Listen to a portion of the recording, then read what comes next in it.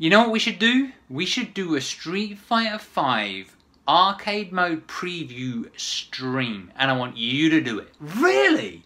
That would be amazing. Obviously it's going to take a lot of planning. Yeah, planning. 3, 2, 1. Wait, what are you doing? And you're live. Hi.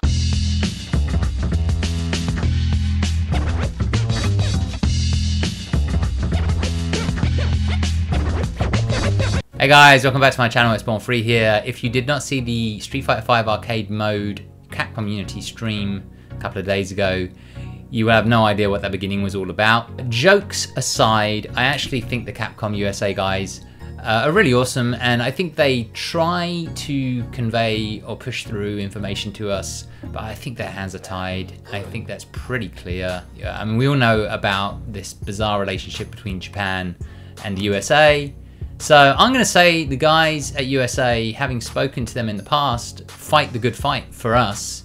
And I think the stream was an attempt to get some information across, and it did convey some information. I can see why it felt a bit messy, right? Anyway, I would like to talk about a few of the things from the stream that I thought were interesting. So I think the stream was definitely aimed at new players or casuals or video gamers or the general video gaming media, whatever you want to call it, the people that they want to capture with Arcade Edition, the people they want to bring into the game. Obviously that targeting was the right targeting to do. I just don't think they reached them because I think the stream was only known to people within the FGC as far as I could tell. And it didn't have a huge amount of views, so who knows if it was a success or not, only time will tell. People were sort of saying that they didn't know what they were doing. No, that's not the case. I do not believe that to be the case. They were being intentionally vague, and they were sort of dropping hints left, right and center, and they were using sort of vague language, you could tell. So, truth is, there was some stuff in there that was kind of interesting, and the stuff that I found very interesting was the character select screens, and I'll tell you why. So there are 6 arcade modes, right? There's Street Fighter 1 through 5 plus Alpha, and they only showed, they didn't show 5 and 4, but they showed Alpha, they showed 1, they showed 2, they showed 3. One of the things they said was that because they don't have all of the characters from all of the games in Street Fighter 5, in the arcade mode, what they did was, the choice they made was to substitute some characters so they would have stand-ins, right? So a good example of a stand-in is Street Fighter 3, they had Laura to stand in for Sean because, you know, I guess the connection is Laura is Sean's older sister, right? They had Zeku to stand in for Geki, right? Because he's a ninja. There's lots of different reasons you can pick for somebody standing in. I mean, Zeku could have stood in for, you know, Gen because he's old, you know, or a number of different characters. It was interesting anyway. So with that in mind, you can pretty much swap in whoever the hell you want, which begs the question, why were there gaps on the character select screen? So either they're trolling us really hard, or those gaps actually help to confirm many of the clues and rumors and even leaks up until this point. So the first place I want to look at is Street Fighter 2, right? So on the Street Fighter 2 screen, there's just this big gap, right? On the right hand side where the bosses are. Now there's, you know, M. Bison, there's Vega, there's Balrog, right? And then there's this big gap, you know, where Sagat's supposed to be. Now if Sagat's not coming in Arcade Edition, you would quite simply just put somebody in there right now. You'd put a stand-in in there right now, right? So you would just have, I don't know, Abigail, because he's tall. I mean, that's what they have at the end of Street Fighter 1. So I find that odd, and personally, I'm wondering whether this build is just before the build which is at, you know, PXX, and the question is, will Sagat be plopped in there? You tell me. I'm speculating. I think so. Then let's move on to Alpha. Right, Alpha, same thing, right? There's this asymmetry, there's a gap, you know, it's just weird. So for Alpha, you have to wonder, is that gap going to be filled by Sakura, right? I mean, she's the one that's been kind of hinted at with the Sakura flower, the Japanese cherry blossoms at the end of Red Bull Battlegrounds. So yeah, that's another one. And then of course, there's Street Fighter 3. Again, there's a gap. It's just weird. Why is there a gap? I don't know. On the boss side, they filled it in. right? This time they filled it in, right? So on the boss side, it's clear they've got Urian at the end. We all know that he has a cosplay Nikali. He has a cosplay costume of his brother, Gil. So, you know, why wouldn't you just drop a character in to represent somebody on, you know, that left-hand side? Why leave a gap? So it does make you think, is there a Third Strike character? Are they gonna release all these characters at once? I don't know, it's pretty weird. I guess the rumors are Oro for Third Strike or Necro, I believe.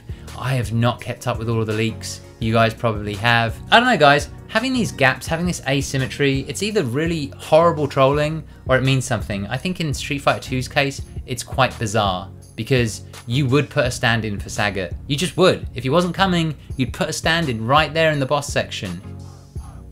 So it is. So I found the character select screens to be very interesting indeed.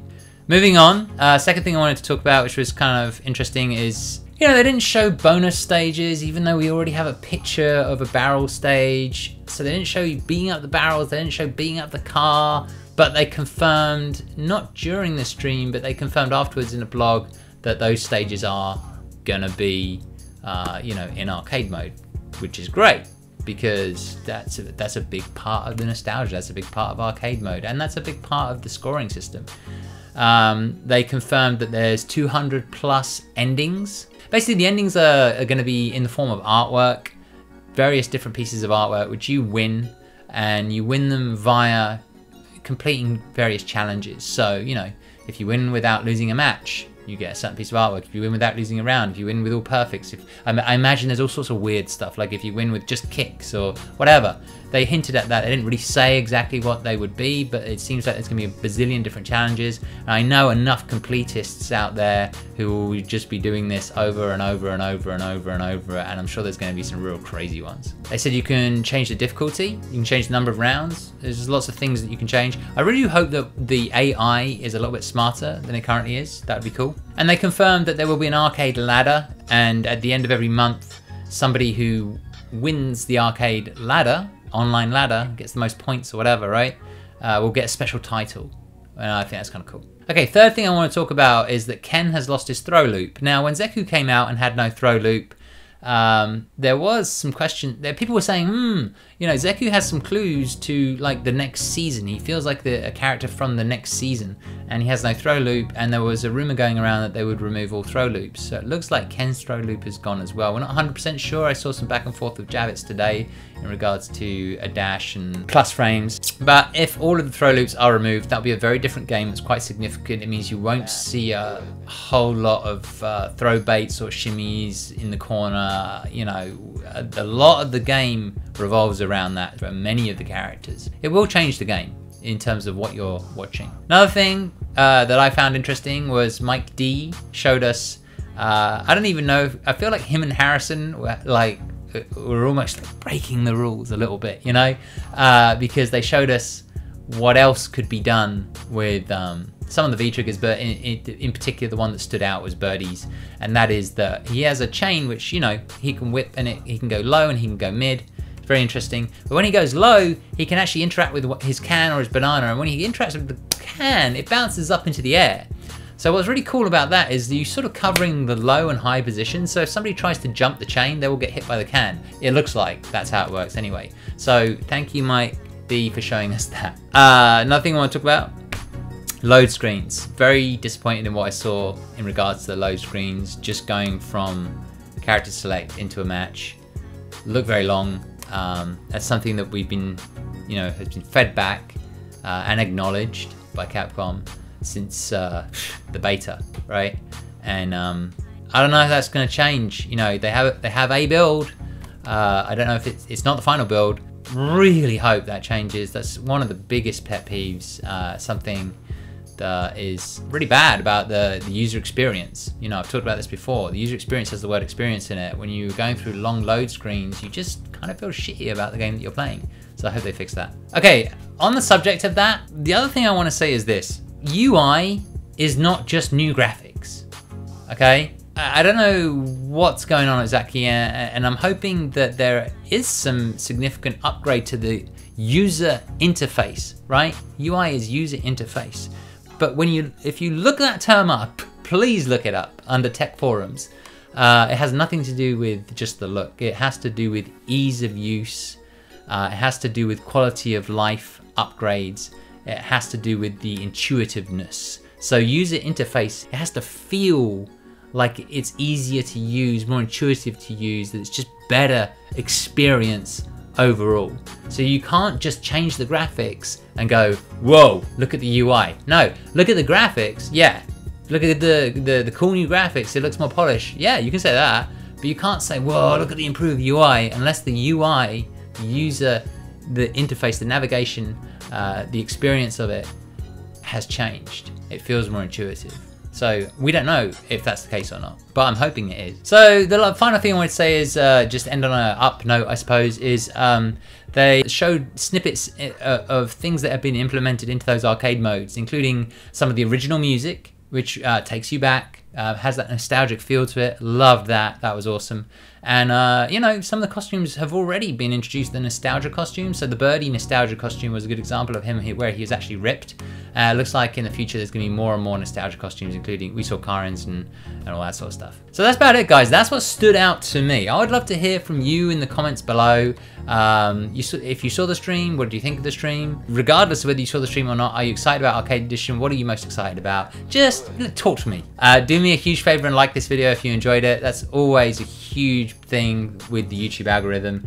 And share it. If you liked it, please do share it. I'm so happy with the support from all of you guys. You have been the best this year. I think I'll do a video about this year. It's been quite amazing. I want to say thank you to my patrons. I know I've done a lousy job on Patreon. I know a bunch of you dropped off, and the people that stuck with me, I just want to say a real good thank you to you guys, and I will figure that out. That's going to be one of my New Year's resolutions. I wanted to give a big shout out to a guy called JR. You know who you are. Finally, if you want to get into the weeds on this stuff, you should definitely check out Vesper Arcade and his video about the stream, because he goes into much more detail about, you know, the V triggers and like if it's a 2-bar V trigger, if it's not, how you have to execute each. He really sort of like, he condenses that stuff down. So definitely check that out. And also High Fight.